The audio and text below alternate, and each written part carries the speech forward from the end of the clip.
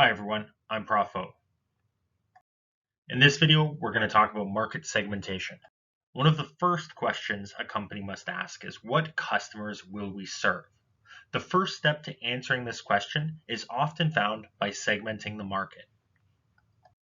Market segmentation is the process of dividing a market into distinct groups of buyers with different needs, characteristics, or behaviors, and who might require separate products or marketing programs.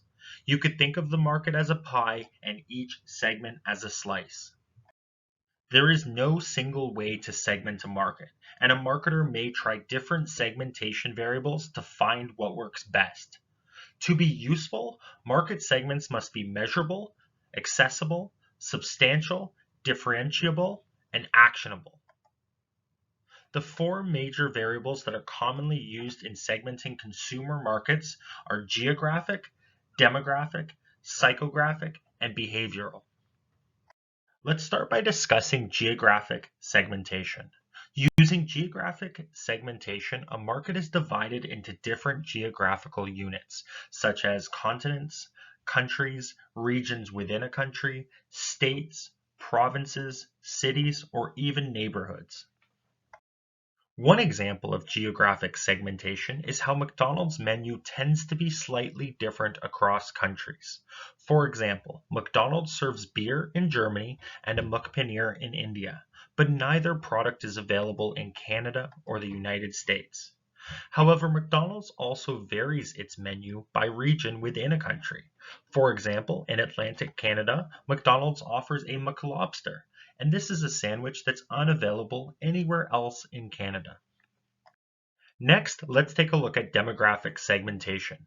This is when the market is divided into segments based on variables such as age, gender, family size, stage in the family life cycle, household income, occupation, and education, just to name a few. Demographic factors are the most popular bases for segmenting customer groups, as needs, wants, and usage often vary closely with demographic variables. Another reason for the popularity of using demographic variables is that they are easier to identify and measure than most other variables. An example of demographic segmentation can be observed by looking at the market for toothbrushes. You can find that most standard toothbrushes are targeted to adults, but there are also toothbrushes that are more colorful and fun that are made specifically to be appealing to children. Next, let's take a look at psychographic segmentation. This is where buyers are divided into different groups based on a variety of factors, including their activities, interests, and opinions, collectively referred to as AIOs. Other psychographic variables include personality, lifestyle, social status, and attitudes. It is important to remember that people in the same demographic group can have very different psychographics. An example of psychographic segmentation is the way VF Corporation offers over 30 premium lifestyle brands such as JanSport, Nautica, Vans, and Wrangler, each of which taps into different consumer aspirations of fashion and status. Next, let's look at behavioral segmentation. This is where buyers are divided into segments based on their knowledge, attitudes, uses, or responses to a product. Common variables in behavioral segmentation include occasions, benefits sought, user status, user rates, loyalty status, readiness stage, and the consumer attitudes towards a product. Many marketers believe that behavioral variables are the best starting point for building market segments. A classic example of behavioral segmentation is grouping buyers according to occasions, or when consumers get the idea to buy or consume a product. An example of this is with orange juice consumption. It's often associated with breakfast in the morning, but it could also be promoted as a nice, refreshing, healthy beverage during the day. Another example of how this segmentation applies is with holidays. Consider decorations or food and colors that are associated with a particular holiday, such as Valentine's Day, Halloween, or Christmas.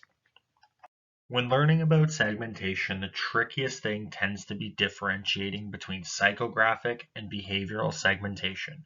One way to think about it is to think of psychographic segmentation as describing who we are as people, whereas behavioral segmentation describes who we are as consumers. There are many ways to segment a market, but not every segmentation variable will be useful in every situation.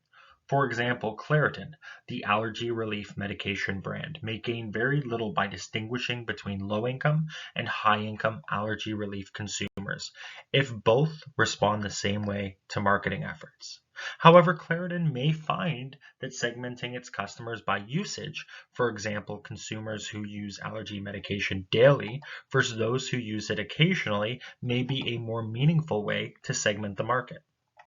Remember, to be useful, market segments must be measurable, accessible, substantial, differentiable, and actionable. And that was a very brief introduction to the 4 key market segmentation variables, which again are geographic, demographic, psychographic, and behavioral. Thanks for watching.